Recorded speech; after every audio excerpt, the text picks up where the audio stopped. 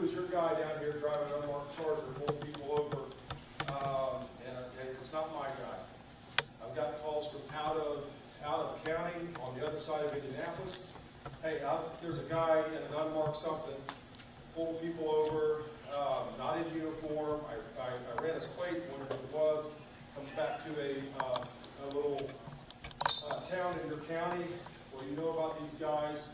And so, I am not the controller of all things police, for sure. But I am just getting bombarded with our people calling, out of town people calling, and so I just want to get on the same page with you all. I want to talk. The main thing I want to talk about is the directive that I sent out. The directive was, I thought, pretty basic, simply saying that we are not going to respond to non-emergency calls in towns that have that utilize a town marshal system. So I got a call from one. He said, "What's a non-emergency call?" And I said, "A non-emergency call." There's a million different types of calls, but some are emergency, some are not, and that is up to the officer usually to decide and figure out. So we have been dealing with, like I said, a lot of complaints. I had a call from Westwood Park, and they said, who are the officers? We've got unmarked cars patrolling through here regularly, and our people are freaked out. We've got campers that said, "Hey, I've had 4 unmarked cars come through here. What's going on? Who are they looking for?" And so this type of thing is what I'm trying to get a handle on. I understand that we all have statewide powers. I also understand that I can't say you can't patrol here, but I'm trying to just get on the same page of where we're patrolling, what we're doing, who's covering what calls. And so I just want to open up for questions. I've got some other comments. Let me open it up for questions on this directive, because that was the main reason for this meeting. Does anyone need a copy of that directive? So I emailed it out. If anybody needs a copy, we'll get you one. I emailed it out to all the marshals and the town clerks. Let's do this. Let's break the ice by. Let's have everybody introduce where they're from, just so we can get an idea of who all we have here. Jeff Murray, Norland Police Department, town marshal, 22 years. Chris Rifle, Canada. Bill Brooks, Marshall. Steve Warshan, Canada. Chris Logan, Morgan, Town Board President. Carol Summit, Town Board. DJ Frank, House Fund, please. Brian Axel, Ron Walker, Russell, Marshall. Okay. Becky Perkins, Town Council, Shirley. Okay. David Messer, town council. Leah Stevens, Town Board, Cad. Yeah, sure. Or Caddis. Pascal Cad. Joe Wiley, Town Commissioner. Katie Kloss, the Courier Times. Robin Boucher, Shirley Town Council. We're good. So back there's most okay. We've got some 2 in the middle back there. Mark Stoltz, Caddis. Joe Beaver, Caddis, PD. Okay. Other guys there are county guys. Let's prosecutor go ahead. Michael Mahoney with Henry County Prosecutor's Office.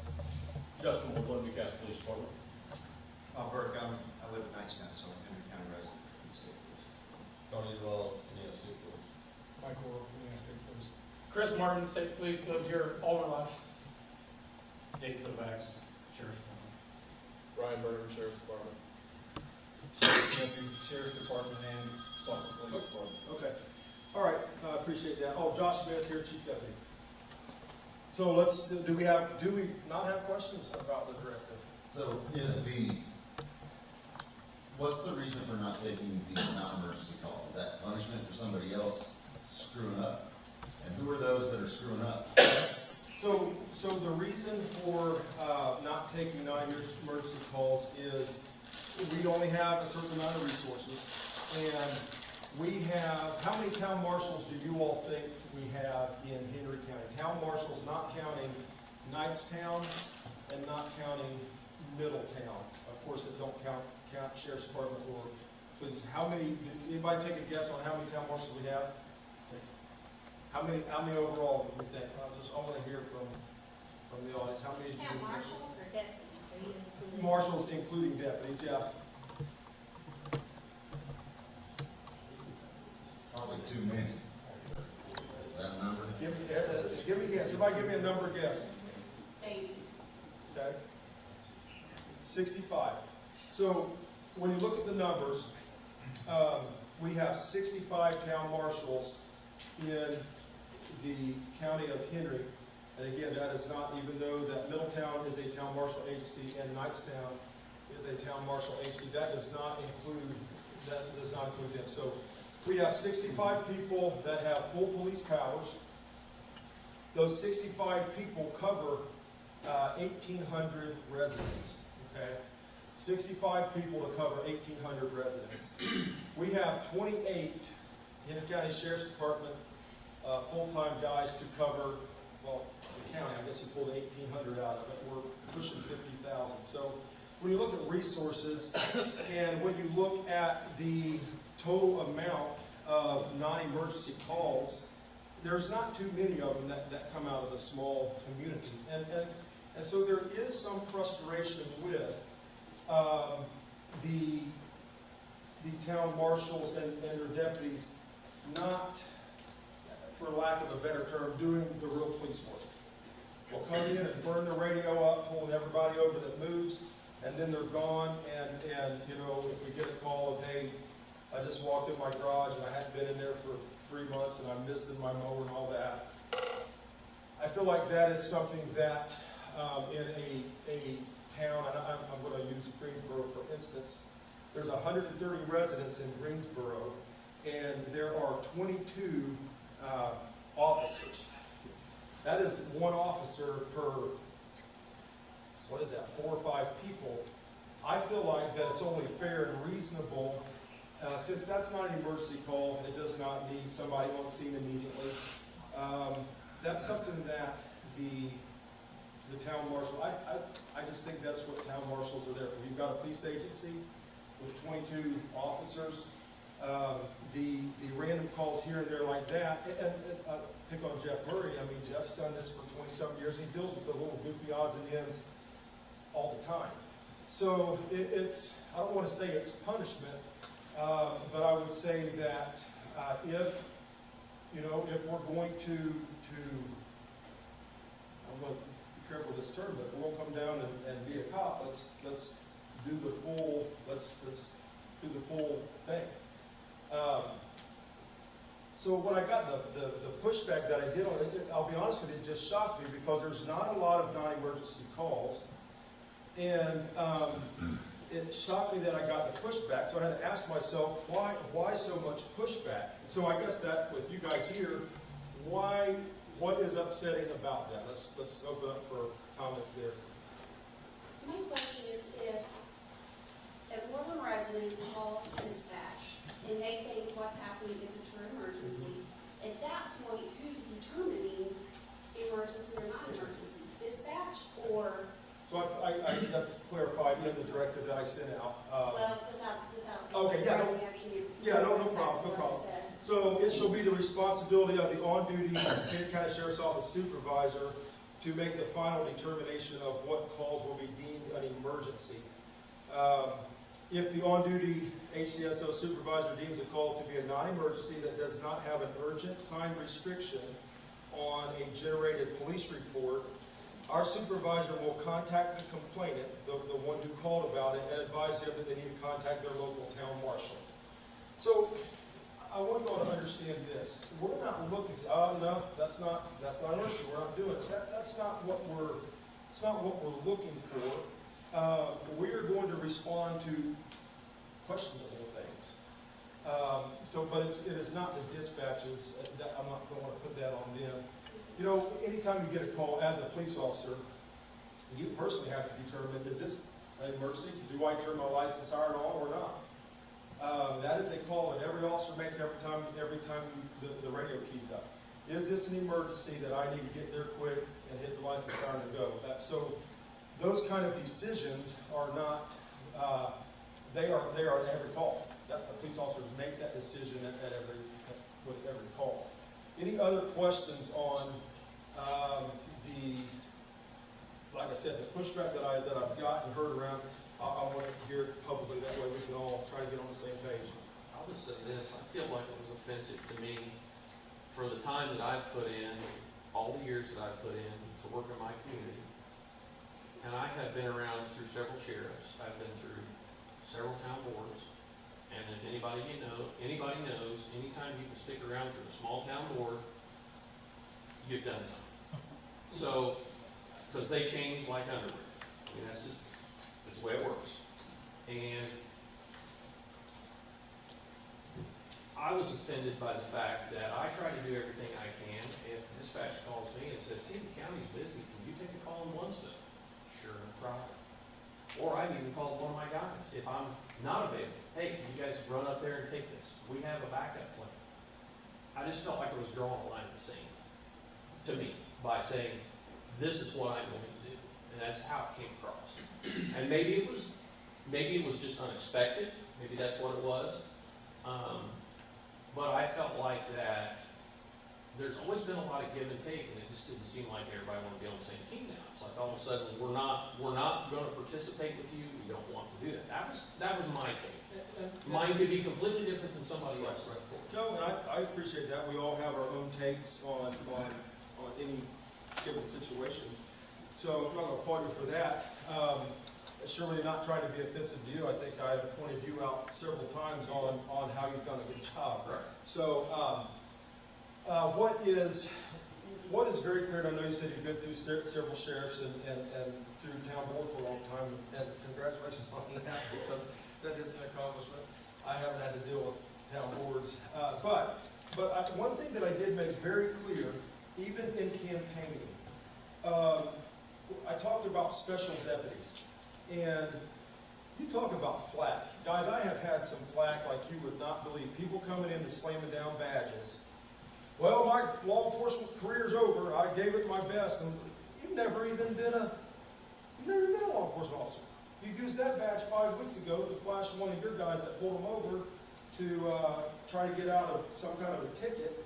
And so I have been very, very clear in I want to clean some things up. We cannot have liabilities as we had with all of the special deputies with full police powers that were simply using those powers to work security in Indianapolis and other places.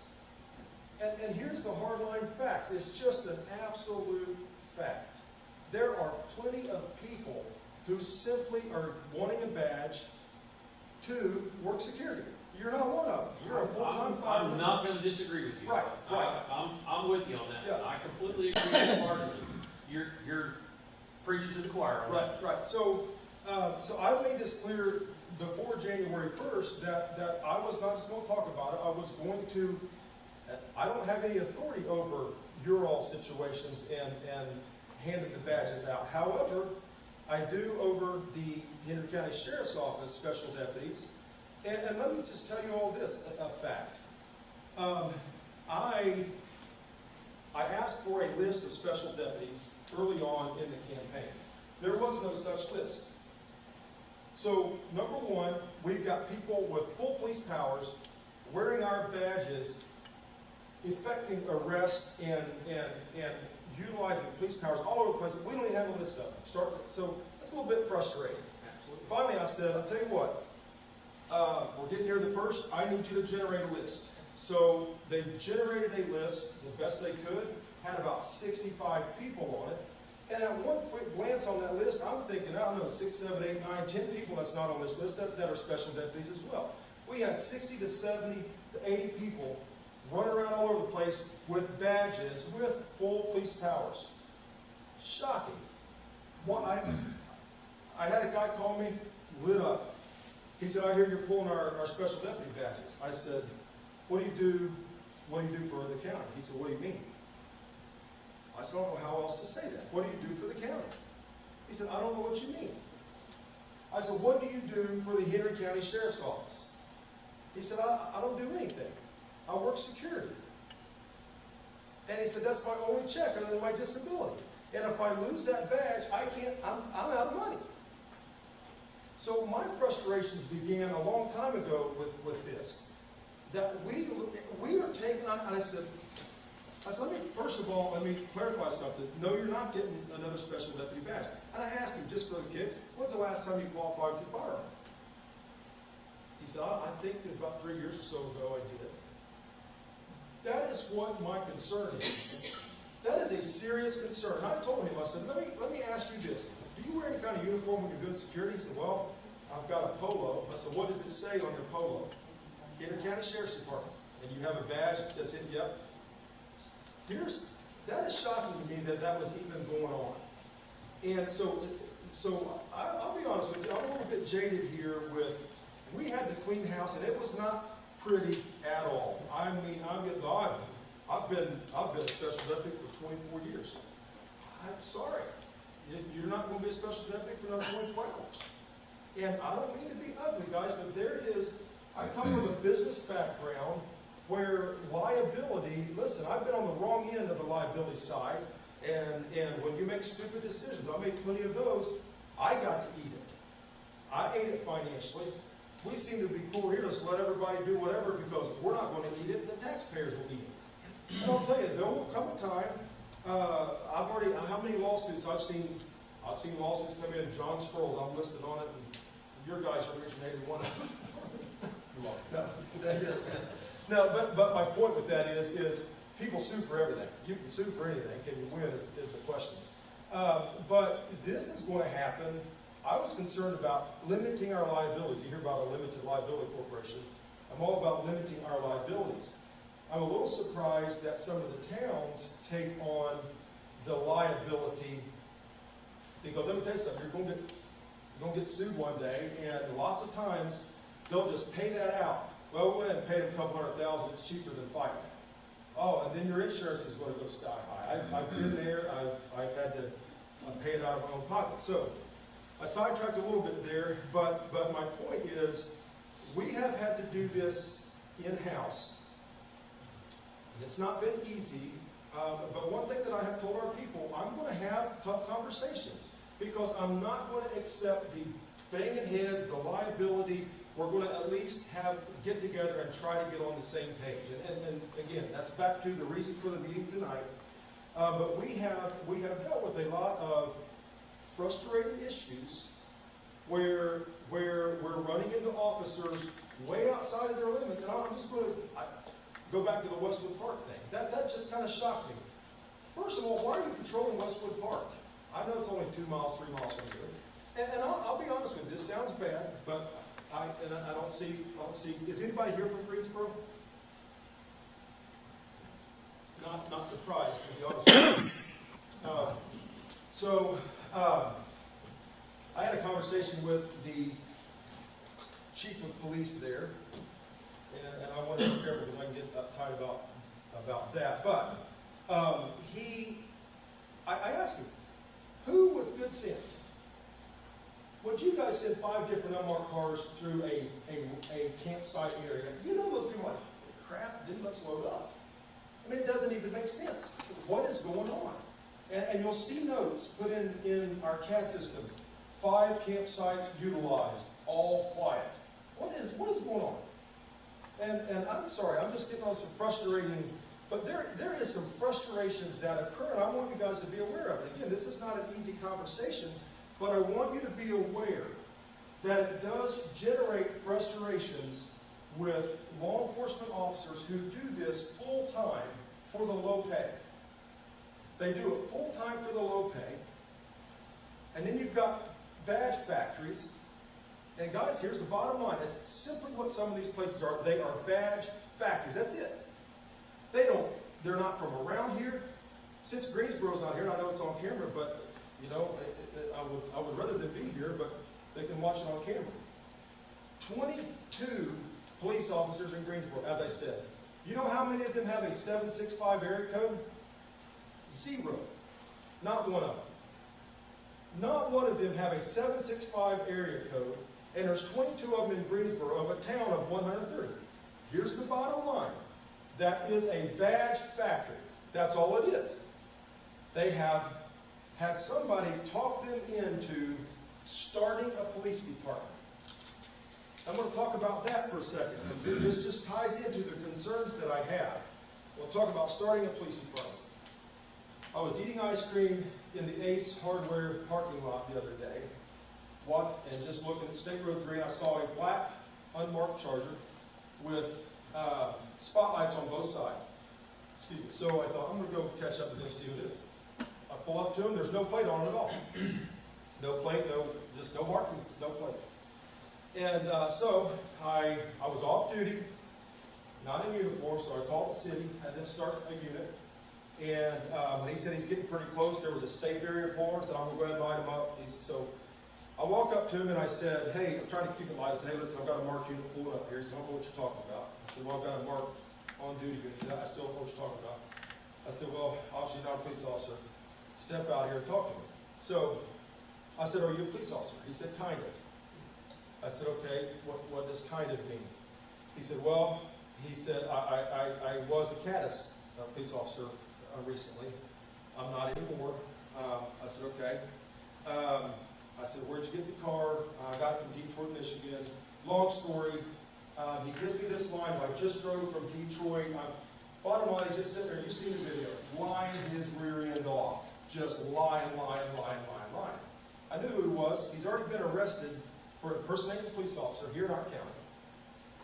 So I told him, I said, man, look, here's my problem. He said, I'm almost a police officer. I said, I'll explain that one to you. He said, well, my buddy, and guys, hear these words, these are important, okay? Some of you guys may have already heard it from town boards. My buddy's trying to start a police department in East Germantown. I said, where's that at? I know where it's at. He said, yeah, Pershing, East Germantown, Pershing. I said, where? Yeah. I said, where's that at? They didn't want you to be the marshal. They didn't say that. That's probably the other guy who's going to get it. So I said, where's that at? He said, I think it's somewhere near I-70. I said, okay. Who's your buddy that's trying to start the police department? So he gave me a name. I later called the sheriff at Wayne County. He's a guy who's been arrested multiple times. So I want you to hear these words. He said, he's trying to start a police department. I think they're going to let us do it. I'm going to be the deputy chief. I'm going to be the assistant chief. So I said, let me talk about some issues that I have, some serious issues, and I'll tell you, this upsets me. I said, you've been lying from the time that I walked up here. And I said, you knew, when I walked up, first thing he says, I know who you are. So you've been lying to me ever since I walked up. When his officer walked up, just keep lying. I said, you've given me time frames of coming from Detroit, Michigan. You forgot to get your time frames really good because you had to get to Detroit, Michigan and back with that car in 2 hours. So he starts crying. Just starts crying. I said, dude, here's my concern. You will lie to me. You will lie to this other officer. Knowing full well we can get the facts. You've been arrested for impersonating a police officer. You want to read that report. Red blue lights in his car, flying up and down the road. He ends up getting stopped. And you know what he said? Just want to see what it feels like. That's scary. You're going to lie to me? What would you do to my 17-year-old daughter when you pull her over somewhere way out of your territory? That's my concern. We have got rogue police officers. We have officers that have been arrested multiple times. Some of them on some of the departments that are represented, not represented, been arrested multiple times. They get it expunged or something, and just so everybody is clear on this, because we have people say, hey, I've had something expunged, we can't talk about it. No. State statute says that if you've had an expunged record, law enforcement and corrections can still use that expunged record to either not hire you or fire you. So if you've ever heard the, well, it was expunged, it's all good, law enforcement agencies can look at that data. You have to produce that. So I do know this. I know that we've got multiple people working in this county that have multiple arrests. One of these state police officers knows very well that there is a very serious issue that is trying to come together. That's a good way to say it, isn't it? Trying to come together, and it would blow your mind the level of criminality that will be walking the street with the police uniform. We have a picture of it with the police uniform. It's shocking, ain't it? You go from all of the prison uniforms that they've got and all of the markings to the next picture, police. And you know what they're doing? They're preying on little towns. Hey, we can come start a police department. We'll give you 24-hour coverage. You can pay us $1 a year. We'll buy our own cars. You can lease them for $1. Guys, it is a phenomenal problem. And I know that I sound harsh. I don't know how else to put it. This is a problem, a big-time problem, and somebody's going to get wrapped up in a big-time problem with it, and a big-time lawsuit. So here's my request. Hey, Sheriff. Yes, sir. Can I touch on something? Yes, you can. Yeah. Hey, so my name's Justin Wardlow, I'm the Assistant Chief of Police for Newcastle Police Department. Chief Schofield can't be here this evening. He unfortunately had a family emergency, or else he would be here. But I had a personal experience with this that, quite frankly, was very upsetting to me and really bothers me to this day. One of the things, if you think about with a lot of the town marshal agencies that we see, is we see virtually no marked police cars. Something I really appreciate about Kenner and about Moreland, there's no question that those are police cars that are there in that community to serve and benefit you in some form or fashion. You know, Newcastle Police Department has 38 police officers. I believe we have a total of 7 unmarked cars between our narcotics, our detectives, and our administration. Every other car on that department is a fully marked police car, so that when the public needs help, they know that that car can help them. And there are a lot of unmarked cars. The reason that that kind of bothers me, and that is up to the agencies and the town boards to figure out, but the reason that bothers me, I have an unmarked police car, and was on my way home, marked off duty, and I stopped and picked up my 11-year-old daughter from the babysitter on my way to my house. As I approached my house, I had a white transit van. You guys have probably all seen them. A lot of times you're delivering meds for the pharmacies, things like that. Small little transit van. Pulls over the shoulder of the road. The last thing I was thinking about was any type of confrontation, and I assumed, which we all know what happens when you assume, but I assumed that this gentleman was probably lost and needed directions, so I pulled up alongside of him, and I rolled my window down. I have my 11-year-old daughter sitting in the back seat, and I immediately began getting yelled at and asked what my problem was, asked why I had been following him over the course of the day. I'm not going to say where, I'm not going to say, but it was one of the town marshal agencies. He says, you followed me all day long. I know that's you. Now, one thing I will tell you is we have body cams and GPS-equipped cars, and I told him, I said, it was not me. I'm a Newcastle police officer. There is zero reason that I would be 5-6 miles out of my area to follow you around while you're trying to do your job. This gentleman cussed at me. My daughter's sitting in the back of the car crying because she doesn't know what's going on. I told this individual, I strongly encourage and request that you come into Newcastle Police Department tomorrow, and I will pull my GPS history for the last 6 days that I have been on duty and show you that I have been nowhere near where you're alleging that I have been. But this individual was very adamant that one of the unmarked town marshal cars was following him multiple times when he would go into that town to attempt to make his deliveries, presumably trying to get probable cause to stop him. I don't know. But at the end of the day, this gentleman had a very negative perception of police officers because of this. Now, I went to the Law Enforcement Academy about 16 years ago with something that has always stuck in my mind. Does anybody have any idea how many interactions with law enforcement the average U.S. citizen has in this country in their lifetime? Two. So if you're a police officer, whether you're a state trooper, a sheriff's deputy, a city officer, a town marshal, a special deputy, and you're talking to somebody, you get to impact and affect 50% of what their belief and opinion about what a police officer is and does in this country. And to the sheriff's point, if we don't get some control, collectively, I don't mean in here, I mean statewide, of some of the things that we're seeing occur, and poor background investigations being done, with some of these people coming in, this affects 50% of what they think a police officer is and does.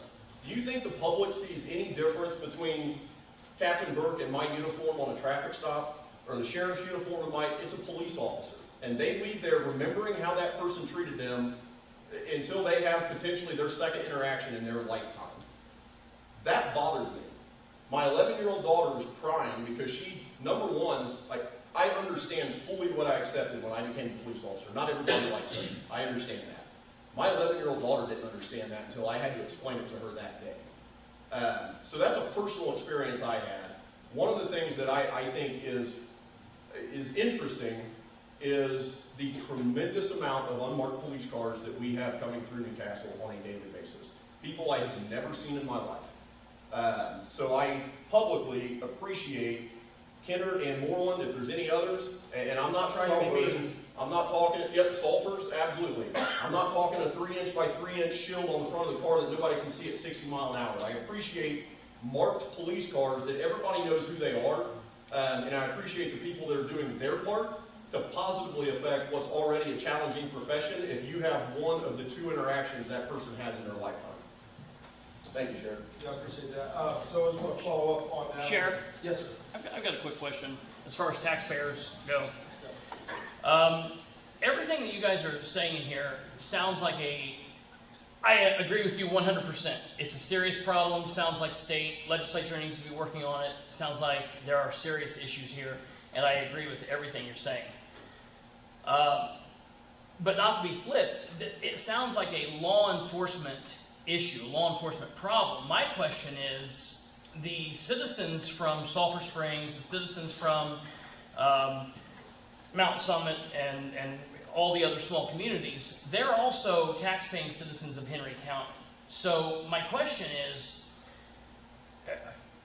does the Sheriff's Department not, where does the Sheriff's Department go as far as feeling the obligation to those citizens who call in for a non-emergency? Because the other thing is, as you all are very well aware, non-emergency calls a lot of times can flip and change into a emergent situation. So, as far as the citizens and the taxpayers are concerned, what's your thoughts there? So I don't know the setup with town marshals. I am assuming that that some town marshals are paid. Is there any town marshal in here, any actual marshal that is not paid? So they're paid through their city, and so they would have an obligation as well. We are an emergency services provider. So, where do you draw that line? It's a good question. Where do you draw the line? It's tough, and it has to be done on an individual basis. Where do you draw the line all the way down to, we get calls about civil issues. Sorry, it's a civil issue. I don't care. You're the police and we can. So, I want everybody to understand this. I am not going to, if I have somebody call and say, hey, look, I can't get my town marshal out here to do a report on this stolen lawnmower that I just realized 8 months into it. We're going to come help. We are not going to tell our citizens we're not going to do that, period. Here's what's going to happen. They're going to call their town marshal, and if they don't produce, we'll come pick up the slack, and after a while, they'll say, oh, this is a joke. We've got a joke going on here. They're coming in and playing cop and leaving. And I'll be honest with you, that would probably help cure the problem. Sure. Because my guess is, and I think I'll even ask here, how many, I'm concerned that a lot of these officers, I'm going to give you an example. One of our state trooper friends told me this just a couple days ago. He rolled up on a marshal, reserve marshal, on a traffic stop. Not too long ago, a couple weeks ago. Hey, what do you got here? The guy's in front. And who's your buddy, officer here? Well, I'm training him. So I want you guys to understand this picture because this is happening. And some of this is happening, some of this is occurring with your town marshals. Man, I think the guy's drunk. Okay, have you done field sobriety test yet? Man, I hate to say this. I don't know how to. Well, that's a problem. What if the truth didn't roll up? Daggone it. Hey, dude, do you know? No, you're training me. I don't know what's going on. What do we do? This guy's drunk. I don't know what to do. Let me tell you something. That is not completely uncommon. My guess is, I know that these guys here do a good job training. They train their people a lot. I've been out with some of their trainings. They've been full-time police officers. I hear this, well, I was an officer. He was an officer until you got fired from wherever you got fired from. There's a lot of that. And I get tired of, these guys are drawing pensions from full-time law enforcement agencies. But, so you've got a lot of people that they have no idea actually how to do what, and it's going to get somebody hurt. It's going to get somebody in a lawsuit. That guy had no idea. He did not know what to do. I think this guy's drunk. Can you help us out? And I'm going to tell you something. From our perspective, this is some of the concern about trying to draw the clear lines. We're having to try to make determinations of should we even be on site. We got a call from Greensboro. I know this will get around, but I'm going to point this out because it's interesting. We get a call from Greensboro. One of our sergeants calls me on the phone. Hey man, we're kind of in a situation down here in Greensboro. The Greensboro town marshal or deputy wants this. He said he's at a house, doesn't have a portable radio with him. He's up at a house trying to get in a house. He don't even have a portable on it. We don't even know where he's at. He's trying to get in a house, and he wants our officers to kick the door in because the guy's cussing at him in the house. I'm not coming to the door. So I said, well, first of all, what happened? And he said, well, this one guy apparently hugged a 13-year-old that was walking down the street, and I don't like it. I want him out of the room. We're going to deal with the situation. And I told my guys, get off the porch and get out of there. We shouldn't even be there. He wanted to kick the door in. We don't even, I guess, maybe did you tell him to kick the door in? I did not. But guys, seriously, we are dealing with this. We're getting ourselves into situations where they're way deep into a situation. Our detectives have dealt with this. Hey, but we're going to plot this over to you because we have just flat screwed it up. Well, sorry, that case is done. You've got a victim that'll never get any remuneration for it because you screwed that sucker all up. It's over. Like I'm not going to go through. We've got a lot of. I can give you specifics for many things. I got a question, Sheriff. Yes, sir. Yes. So there's right ways to do things and wrong ways to do things. Do you feel going after these towns is the right way to do things? I mean, I do know for sure that J.D. Prescott, state representative, said the Sheriff's Association came together and contacted him about this new body cam footage law that amended the law. Could you not do the same thing there, come together with the other Sheriff's Association to attack this? Because you're making this seem like it's a huge problem statewide. So instead of going after towns in your county and alienating them and causing all types of divide, shouldn't you do this the proper way and go to the Indiana General Assembly and present some type of legislation to stop this? Let me ask you something. Have I done that? I don't know. I'm asking. Right. So I have. We have had many meetings with legislative people, with the Indiana Sheriff's Association. In fact, I just left a meeting at Marion County with the Marion County Sheriff and many other sheriffs and legislatures for this exact thing. What was that meeting, 3 weeks ago? We've been working on, I'm telling you, there is legislation getting generated. I'll tell you what it's going to hit first. Get ready for it. The unmarked cars. It's going to hit the unmarked cars. Guys, here's the bottom line. You want to talk about, I just want to be here to protect this town?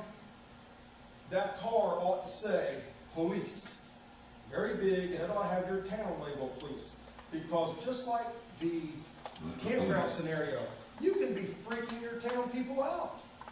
Every time they break in, like, holy crap, that is an unmarked, dude, what is going on? If you don't get that message to your people, hey, listen, just want you to know, we're going to have 22 unmarked police cars. And guys, we've got, how many do you guys have in Summit? 10? Okay. So 10 unmarked police cars in Summit. We've got 20 some in Greensboro.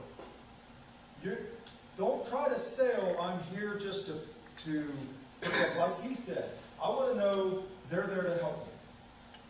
When you're hiding behind dumpsters and up in trees trying to pot people for speeding, that is some of my issues there. That's some of, you guys, police, it's weird. It actually says police bigger than the car. No, but that's what you're doing, what you're there to do. We want people to know that we're here to help. There's officers patrolling. So legislation is being worked on for the unmarked. Guys, I'm telling you, it attracts, this will sound weird because I drive an unmarked car, but it can attract the predator type of people. Let's just get real. When you have a buddy that says, hey, I can put you on this department, even though you just got out of prison for many years, even though you've got a criminal history 20 miles long, and if you'll buy your unmarked car, you put lights in it, we'll lease it off of you, give you a police plate. Guys, that's this. What's going on? Who has cars here that you own that you don't have to answer? I'll tell you, there's a lot of unmarked cars probably sitting right out here that are owned by the people that are leased to the department. And I'm telling you, they're running security all over the place, making more money. This is what agitates. I'll be honest with you. This is the grind here with these guys that are putting their life on the line every day, making 47,303 here. And you guys, some of your guys are watching YouTube videos making $60 an hour sitting on traffic. I'm sorry. That you can say, well, that's none of your business. Well, it's tough when I got officers upset about it, and it creates a tough working relationship. So, legislation, back to your question. We're working on that, and there are some things that are getting generated. It's going to start with unmarked cars, and it's going to, the other talks are, you don't need 22 police officers in a town of 130. So, back to, again, so I'm not trying to alienate anybody. I simply sent out something saying we're not going to respond to non-emergency calls, and the friction is on. So I want to hear from you all, because I want to, that's what you're here for. Help me to understand and help me to get on the same, help me to get our people on the same page with you. I guess that's, any questions or comments? John, we won't disagree with you that there's some agencies out there that need some assistance there, okay? But like you've already said, there are some that are doing what they're supposed to be doing. Yes. They're getting the training that they're supposed to have. Yes, that's correct. But we don't have officers that work 24/7. So when you get those calls, we also don't have necessarily an investigations division, right? Using your own example, by the lawnmower that's stolen. And we all know, we deal with the same people all the time. And if they find out that the sheriff's department is not going to investigate their lawnmower being stolen in these little towns, they're just going to go hit the little towns, and there's nobody going to be able to investigate that. There needs to be a centralized something that's going to be able to take that report, either with us working with you or whatever, right? But there has to be something there. I get that, and like I said, it's going to be a case-by-case basis. And here's the deal: there's just not enough incidences that are happening. It's not going to be a big deal. When I have those situations, we're going to take care of the community. In the meantime, those citizens are going to say, I don't want to see those 10 unmarked cars down here anymore, because they couldn't even simply help me with my lawnmower. But again, we're not the community that has 3 cars sitting on one stop sign. Right. It's only one of 3 that we have in the town. I know. I get Okay? it. I get it. So, again, we're going to respond if we're working. Yeah. But if we're not, Yeah. it may be a day or so, and so the citizens there are wondering, so who's covering us? Right. Yeah, no, I got you. And like I said, I think you know my heart. I care about people. I also care about things being squared away. This is total chaos. And I'm sorry, guys. We pulled up some information the other day, and one town marshal agency has the bulk of the calls that they've been on are not inside the town. I mean, it's in CAD. You can go pull the numbers, it's in CAD. So they're not even in the town when they're there. I will disagree with John, but again, our town has had a shooting, and we need, you're not gonna call up and wait for somebody to come respond. No, that's. We have to have some help there. Absolutely. And we will back you up with your officers if there's something that's happening. No, we're on the same page, and I'm totally clear on that, but my point on the just one issue that I looked at, out of their township, more than in, even while they're working. Listen, if you're not gonna work a lot, at least hit your little town while you're there. Again, I don't have any jurisdiction over that, and you can do whatever you want to. I'm just telling you that it's creating a tough work environment. And that's just as honest as I can be. It's creating a tough work environment. I think one of your troops got pulled over the other day, fully marked car, rolling into one of our towns. Let me tell you something. Just some advice. Don't light up a fully marked car if they're doing just a couple miles an hour over. They may be going to something serious. You talk about creating tensions and creating a turf war. These guys know, we go back years ago, there's been some times where there have been some people that you wind up getting in a fist fight over, and the officers. It creates a tense working environment. And like he said, you have two interactions. I'm getting phone calls of people, I just got ripped apart and got a ticket because I wasn't stopped for 6 seconds. I didn't know about that law. Maybe it is a law.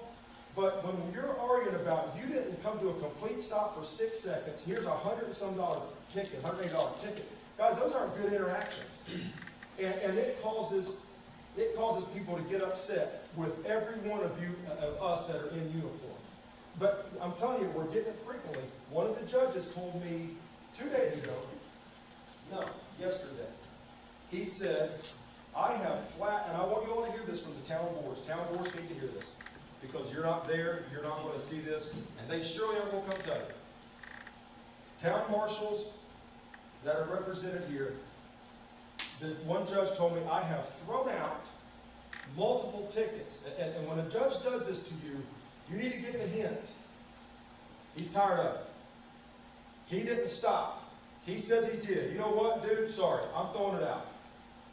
That judge is done with, he's tired of it. Multiple times, but this is the kind of engagements we're getting. Stacks of tickets, and you can write tickets.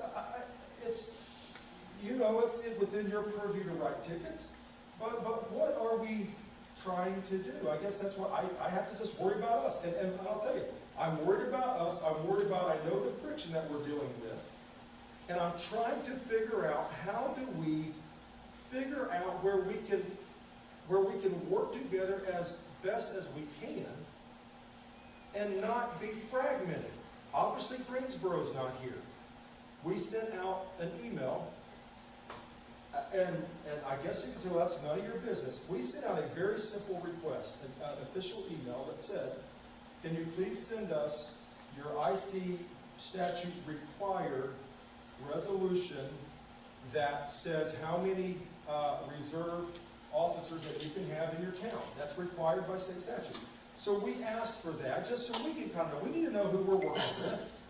Fair question. And also send us a roster with their contact information. You know how many people responded with that? Do we have anybody here that did? You did. I did. Anybody else? You all did. And other people said, I don't. So let me give you an example why we might need contact information. Greensboro Police again. I'm out on a traffic stop. Okay. 5 minutes later, I dispatch you signal 52. No answer, no answer, no answer. We'll start that way. They keep checking. No answer. He's out on a traffic stop. That's a problem, okay? Now, and guys, this has happened multiple times. Now we have 2 and 3 and 4 police officers running 99.9 miles an hour, lights and siren on, blowing through town. Why? I don't know. That guy may be dead. I'll be out on a traffic stop, no more communication. So I started this call. Dispatch, go ahead, try to call him on a cell phone. I don't have a cell phone number. No kidding. I don't even know who the guy is. I don't even have his cell phone. We don't have his phone number. He's working in our county, so I sent out a request for this information. For safety reasons, I would like to say, hey, I've got that. I'll call him. And I get no response. I guess, hey, dude, none of your business. What's it in your business? I'll tell you what is our business. We're sending police officers, lights and siren, to back up your officers. And when I finally found the guy, not on the call anymore, you know what he said? I said, hey, man, I've got 3 guys coming down here. Everybody disregard. Oh, are you serious? Yeah, I'm serious. You know what, dude? Our radios are just hit and miss. Well, you might want to figure that out, because that's a problem. And okay, and let me go ahead and go ahead. I know that Shirley sends our roster of police officers to Henry County and Hancock County, since we straddle both counties in town. Don't you have access to that instead of having us email these rosters? Good question. I'll respond the best that I can. We have a computer program called Spillman. Right. And so in this instance, they're not even in Spillman. So I looked up his name. I had a police officer call me. Dispatch called me late one night and said, hey, you got to call an officer over here in Mooresville, and it's urgent. I'm telling you, I'm getting these calls a lot, and this is my frustration. I dial him up. He said, hey, I'm Officer so-and-so, Mooresville. Hey, listen, man, just rolled up on a black Charger, unmarked, Greensboro police plates. Pulled somebody over. Is this a legit agency? And I mean, who's the officer? So he gives me his name. So I get in Spillman. I open the computer up, get in Spillman. I don't have him in here. And I sent the chief a message. Do you not even have your officers in Spillman? I didn't get a reply. I don't get replies anymore because of my letter. And listen, I know I sound harsh. Our guys can tell you that I have told them I'm going to have the hard conversations. And I want you to have the hard conversations with me. I had Chief Schofield pull me over yesterday and said, hey, I need to talk to you about something. And he said, hey, listen, man. And he told me something that I erred on. And I said, hey, I appreciate it. We kind of had a laugh. I said, I totally missed that. He said, yeah. He said, I won't do that again. So I appreciate that. Don't not tell me. So that's why I'm here. I'm open for conversation. I think we've got some more. I don't want to just go on and beat a dead horse. But guys, I'm telling you something. I'm getting phone calls regularly, and it's getting difficult. I'm telling you, that dude just wrote my sister for running that stop sign. Now, we know he's sitting there. We can see there's 3 of them sitting there. We stopped. I'm going to give you another example. Reading some reports. I'm telling you, if you council members, you ought to request the reports from your officers. You don't have to be a police officer with someone and say, oh my word, what in the world is going on here? You know what I'm talking about. You guys know what I'm talking about. What in the world is this? Guys, there is some phenomenal things going on that we have got to get on the same page. We cannot do this to our citizens. I know they're in your township, in your town, but it looks bad on, they don't really know. I mean, I guess they can look at who wrote the ticket and all that. I'm telling you, we are dealing with the wrath of, come on, give me a break. I've got an unmarked car. Oh, here we go again. So, do we have any more questions? I have a question. So, my concern about the unmarked vehicles. Say I'm a 16, 17-year-old girl driving a little too fast. Unmarked car pulls me over, and 2 or 3 guys get out of this car. You don't think that's going to scare the shit out of me? And I'm going to be like, I'm out of here. Yeah. I don't know if this guy's a real cop, if doesn't have a uniform on. I mean, is that happening in some of these towns? That's against the law to begin with. You've got to be in uniform to make some traffic stops. So what about the guys that, like, not just town marshals, but reserves? If You have to be in, like I said, I called a city police officer and said, hey, I've got to mark you to pull up here. The reason I said, well, you're not an officer, was he said, I don't understand. I'm in an unmarked car and I'm in shorts. Here's the guy pulling up.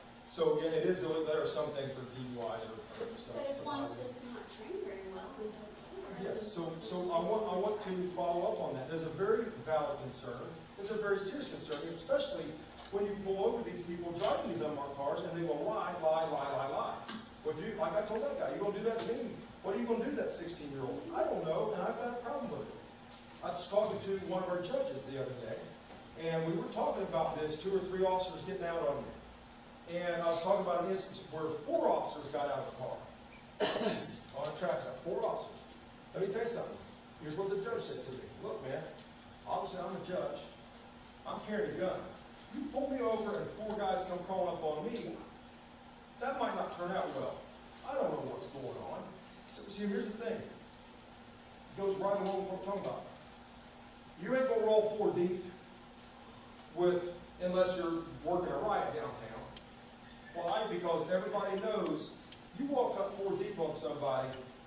If it's the wrong guy, that may mean if it's the judge, it's like, oh crap, I just had that big case, I just threw him in prison, I don't know what's going on, that can turn out real bad. But the very basic, here's my point, the very basic elements of proper policing are missing in many cases because these people they're not trained.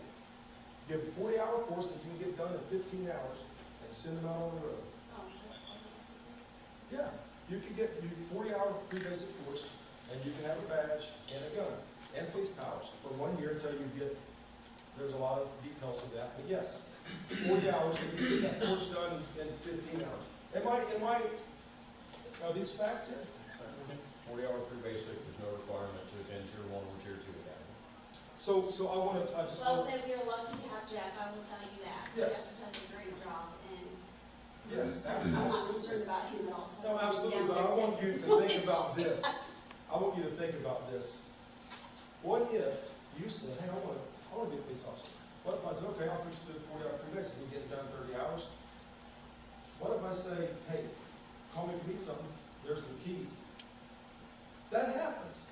I'm telling you, there's people patrolling that don't know a bit more. You guys know this is true. Don't know a bit more than that. I don't know if this guy's drunk right there. What are you going to do about it? I don't know. They don't have probably any of these officers. I'm sorry, guys, this sounds terrible, but I'm just hitting facts. Nobody wants to do this, so it falls on me, so I can get the pressure.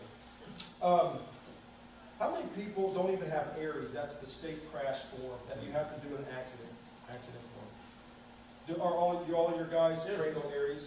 Unless they're an FTO, Right. they're being But trained. anybody that's on their own is Oh, yeah. they can do. We have it in some and everybody on. And that was, I was trying to not interrupt you, guys, but, so block 10 on your affidavit, your officer affidavit, it states in block 10 that you're required to complete a department field training after the 40-hour pre-basic. Block 10 says that you're not a sworn officer until you complete the localized unit field training.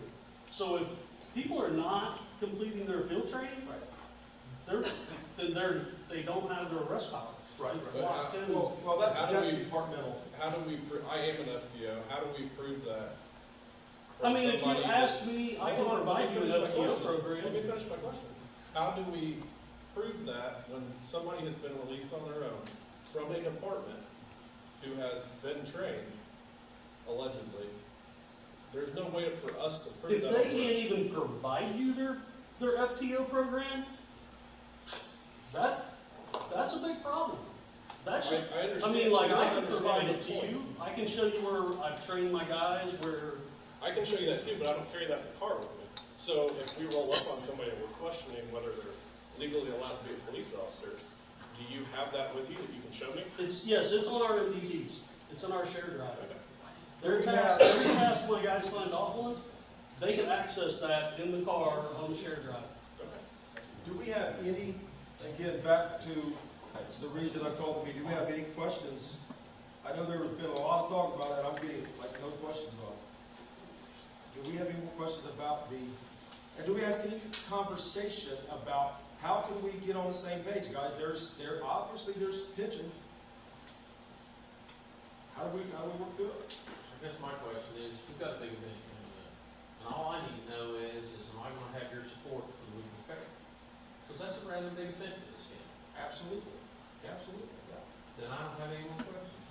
That's a great fact. We'll have a happy week then. Yeah, you gotta make it harder than that. That was my main concern, because I didn't want the line in the sand, because if the line was gonna be in the sand, I'm like, I've done a lot for 22 Jeff, years for this county. Jeff, listen, I'm gonna speak from my heart for a minute. This may be a good thing, it may not. I'm telling you this. Here is my problem, and I'm gonna make it crystal clear. I have a problem with badge factories. I agree. That's it, that's ugly, and I've got a problem with it. When you are using a badge that you picked up in a small town to work a full-time police type of security detail, I got a problem. I just do that, not in our county. Because what happens is, for your little bit of fun, because when you're standing outside of Walmart in your unmarked car sitting in there watching YouTube videos for 8 hours at a time, that's not fun police work. So you get down here and you can throw them lights on and jump out on Greensboro Pike and hammer down. And I'm telling you, it harass citizens. Just nonstop. Pull over.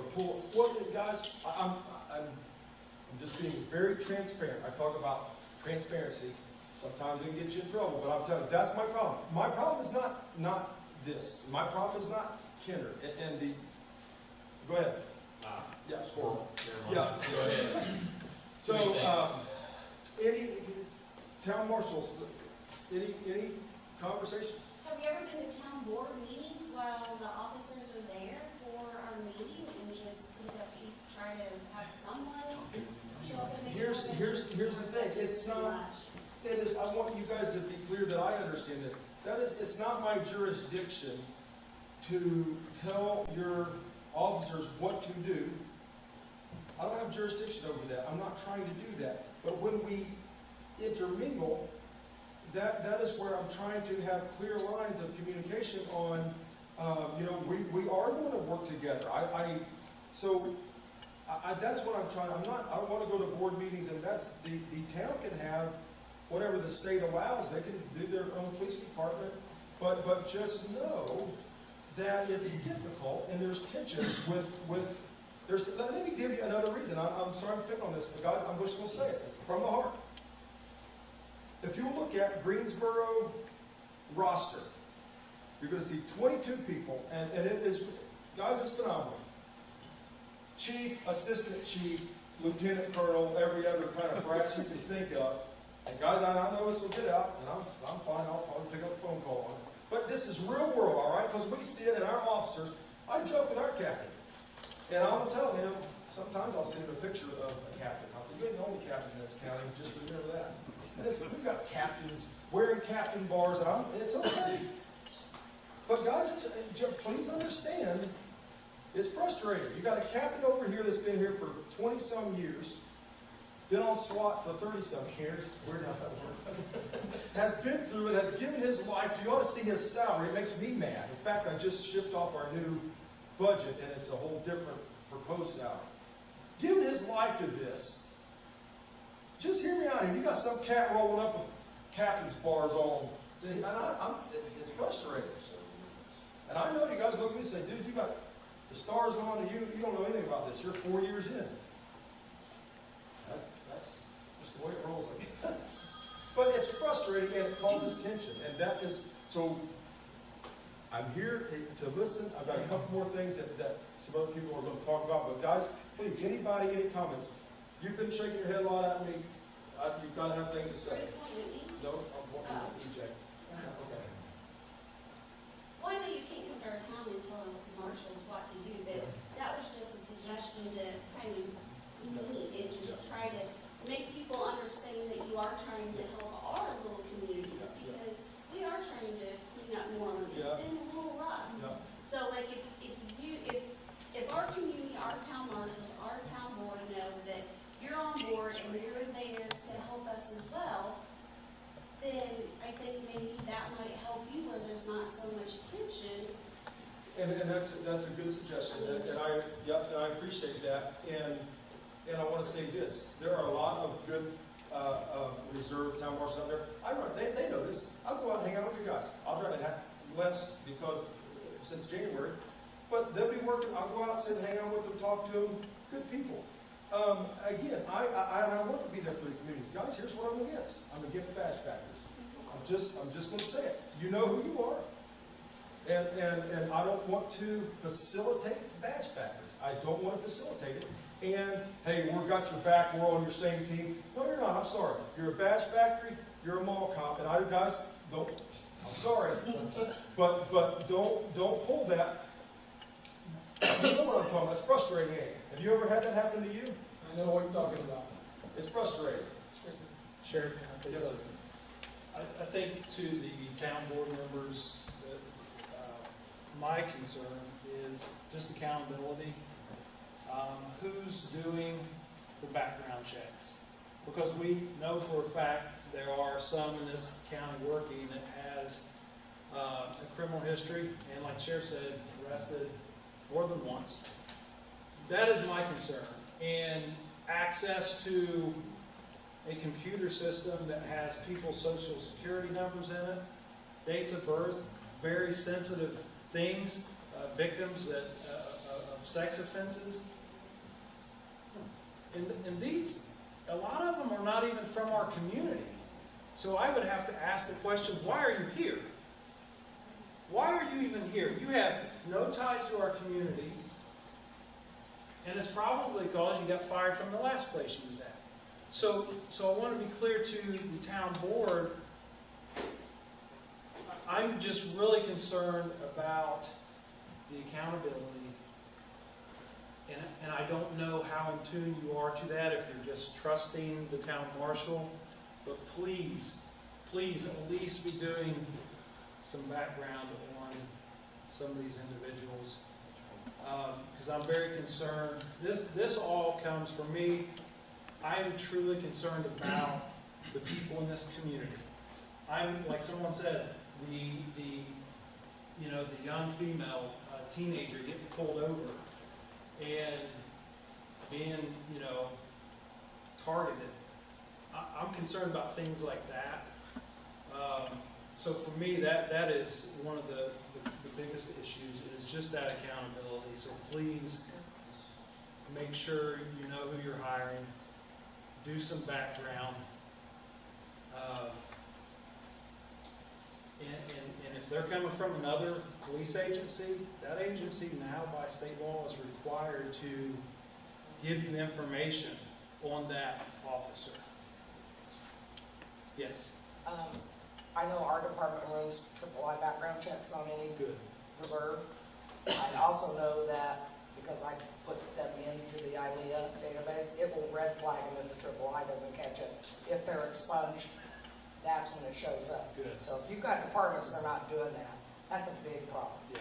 Well, I appreciate that you do that very much. That's all. Okay, I'm just one minute that I want to have. Sheriff? Yes, sir. Just to piggyback off of the question that your the town board member over there asked, Okay. the complaints that you're taking and you're getting inundated with these, are these complaints being logged someplace, or is this something that's public accessible? Say, hey, how many complaints are you getting? Are you logging these? Can you divide these up and say, hey, Greensboro, here's the complaints we're getting on your department. Here's the complaints we're getting on your department. Is that something that you could do? So it's not my duty when somebody calls me to gripe about the stop sign complaint. And they're not filing an official complaint. It's just a phone call like, dude, are you serious? That kind of stuff. So if there is a significant issue where there would be possible criminality, obviously we would take that and we would get a hold of the town and let them know. Sure. Josh, you touched on the accountability thing. I want to say this, just so you all know. Some of you all might not understand this. In our database, in our Spillman database, the umpteen mega thousands of cases are in there. We have 65 active town marshals, many of them who don't live anywhere near here, that can come in and log in and type in pretty much anything you want to. And if you have had a family member that's been sexually molested or assaulted or something like that, there's a good chance that they can pull up all the pictures. So, this is going to hit a little hard here, but I was just researching. We obviously can see what everybody runs. It's logged. I can see where they have been running license plates by the buku amounts of license plates. They're not on duty in Louisville. And we had this conversation. What? We had this phone conversation. License plates, all just running information. I checked one. I was just checking one item, and guess who one of the first people that was ran when they got access? John Sproles. So let me tell you something. They can pull up your information. They can pull up yours. If you've had a daughter that was sexually battered, they can pull it up, and they can pull up the pictures of it. They can pull their phone out, snap a picture of the sexual assault picture, and text it around. This is, and it's open to 65 people. We don't even know how to background check or anything. Yeah, you don't know. You know what you do. You know what you can only, and that's we know what we do in backgrounds. You know what you do, but I don't know what every law enforcement agency does. I don't know what every town marshal agency does. But I know this. They're running plates. They're searching people in town. They're not working a case on them. They're just looking. What can we? I have never in my day did I think I'm going to run River Court. It never crossed my mind. I might run Bob Burke.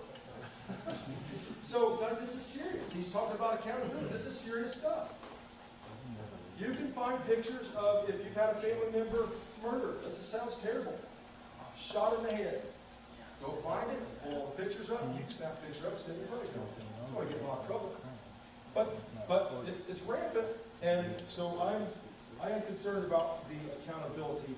I'm going to turn over to the prosecutor, then I'm going to turn over to the assistant chief. Does anybody else have anything they want to ask me or say? And guys, listen, I want you to hear this from my heart. This is a hard meeting. I've dreaded this. I've sweated about it. But I will say this, just to be fair, when I talk about transparency, I want to have the hard conversations. The tension is building. I know it. I don't want to just leave the building. I want you all to hear, guys, this is brewing. How do we navigate the best that we can? We're always going to have personality conflicts and issues. We've got it with our own people. Some people that I'm going to work this shit. We all love each other, but I don't work at this shit. So I understand that. We're going to have that. But I'm just talking about just the tension. We've got to figure out how to alleviate the tensions, because that can boil over and it can get bad when you say, you know what, screw him, I'm not going to his call. He's getting pounded, but that's his problem. Sounds terrible. That can happen. So any other questions? Because I am finished. So please ask. John, I have a question. Yes. Is there, okay, so we're Cad, but we're starting over a new chief this year. Yeah. Actually, still just got applications, but I guess two things. We haven't ever done the background checks things. Is there someone we can reach out to that does those? One of our guys, yeah. So Sergeant Williams, he's shaking his head yes. Yes. You reach out. Guys, we're here to help. Reach out to him.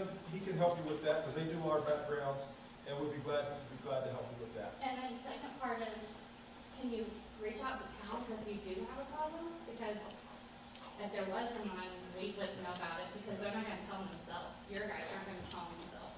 No, good point. And yes, that is, and that's really why I just thought let's just come together and everybody's here. Sometimes it's even safer with there's a lot of people and you're on camera, so I have to try to be careful. So no, I will try to do that, to reach out directly. I can help you with this. Guys, listen, I think the town marshal's setup, I don't know this by the book, but it just seems right. Where's Stacy? I won't pick on Stacy. Stacy grew up in Sulphur Springs. Stacy, 80 years on the sheriff's department, something like that. But so he's the town marshal out there. That's where he grew up. He's from the county. He lived there. Chris, you guys, it's odd. You have to, with any reasonable understanding of, why do I have people driving 2 and 3 hours to sit at a stop sign? There has to be some huge value to them. They are not there because they care about your community. They will tell you that, but I'll tell you how to find out. Tell them this. Tell you what, we're only going to give you police powers when you're in our little town. And guess what? All of you guys see it off. It'll just clean out. People be cleaning out of here like crazy. Try that. Say, we will limit your police powers to, you'll find out who cares about your town. When you roll outside of that town, you can't arrest anybody, you can't pull that and see how long your people stay. You will find out who is there for the badge factory. It's that clear. Prosecutor, go ahead. I'll turn it over to you. Just yeah, okay, let me ask this question first. Yes, sir. Like you just said, you touched on there and said you can only have your powers in town. So how can you know that that's happening? So like with the guys that work from Cad System, we're working and you're not supposed to, how can we find out as a board? How can you find out that? Because the chief's not going to tell you. Yeah, Marshals I'll tell you. That's an easy answer. Probably can't, unless you got people out watching. And it's what he's talking about, accountability. You got to be careful. There's a lot of things you just can't really say. You've got to really trust your people. But I'm telling you, local people, and you can, as the town board, we can do it as the reserves. Our reserves, we can say, you do not have power. I was a reserve for many, many years. And guess what? I had 0 police power when I was off duty. If I was not working for the Henry County Sheriff's Department in one of their vehicles, no police power, period. And you have the power, the authority to do that. And I'll tell you what, guys, try it out. Watch how many people, you will find who loves you. I gotta add one suggestion. Yeah, go ahead. Yes, sir. I would also recommend the control of the police cars, that they can only drive the car in the town. It's a town car, it's town property, and it's in our jurisdiction, and it's not something that's taken off to Indianapolis and taken to their home and things like that. Control those vehicles and the use of them. Town Cats, we only have one. It's marked, so. Yeah, but that's another way to get around what's happening here. Do you want to say do you have anything to say here before the prosecutor, anything at all? Does anybody else have any questions? I don't want to cut anybody off. If you have a question, please ask me, and then you can talk bad about me and say, hey, I asked him in public. He knows my private with me. I got one more question. After this meeting, what's your next plan forward to combat this? Very simple. I'm not planning on combating anything.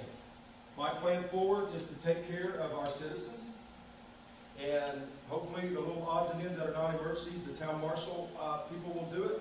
If they refuse to do it, we'll go take care of them, and they'll probably speak their town marshals out the door.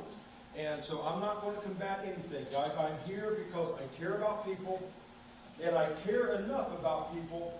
Let me tell you something. My wife told me, she said, listen, you need to just let it go.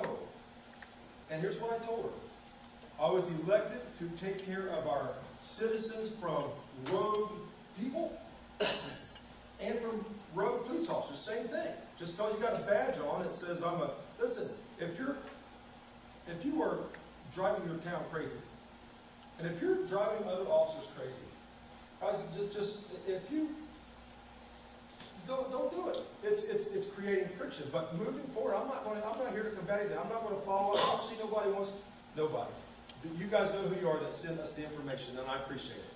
A lot of people said, forget that. Sheriff don't even know who our guys are. Sheriff said, that's fine.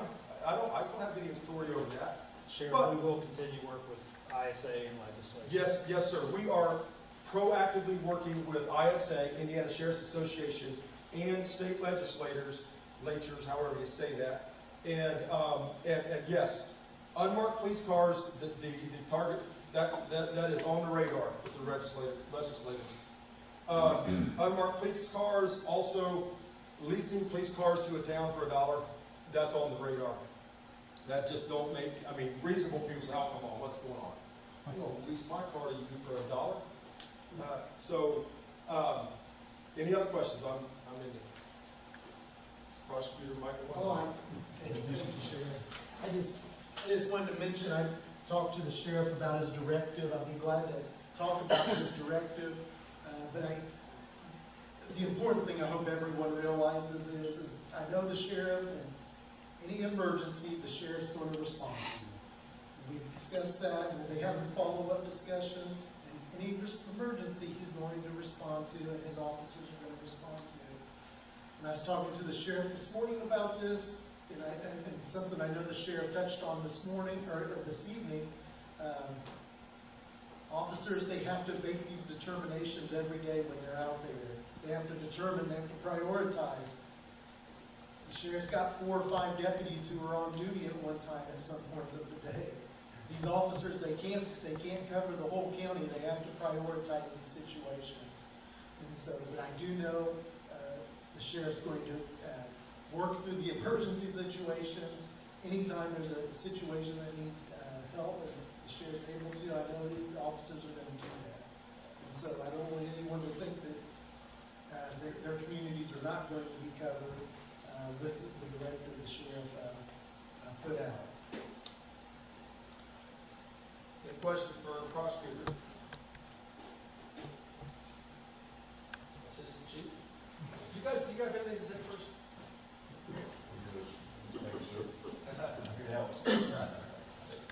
All right, so to touch on the sheriff's earlier point and Chief Deputy's earlier point, Spillman system has a tremendous amount of information in it dating back to the late 1980s.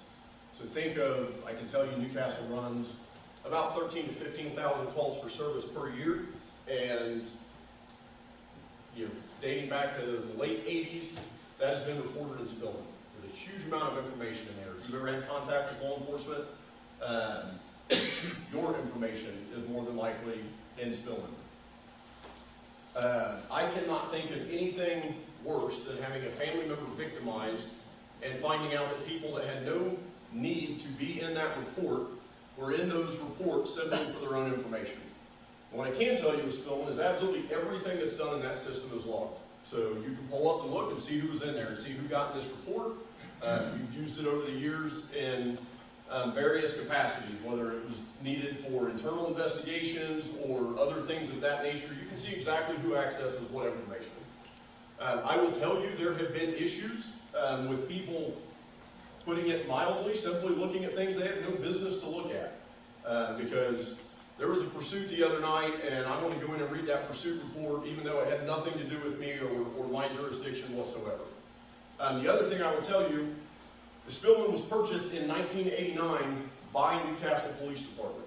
When those invoices come in annually, they still come in to Newcastle Police Department.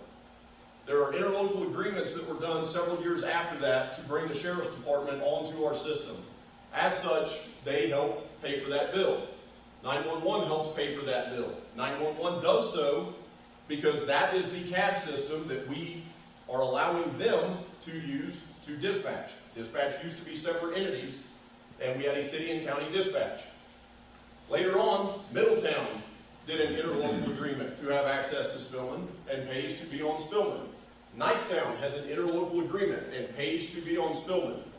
No other agency in this county contributes to that in any way, shape, or form. And while I'm sure probably some of the marshals know that, I'm guessing that the town board probably knows that you don't pay for this, because I would assume you would see that you're paying for something.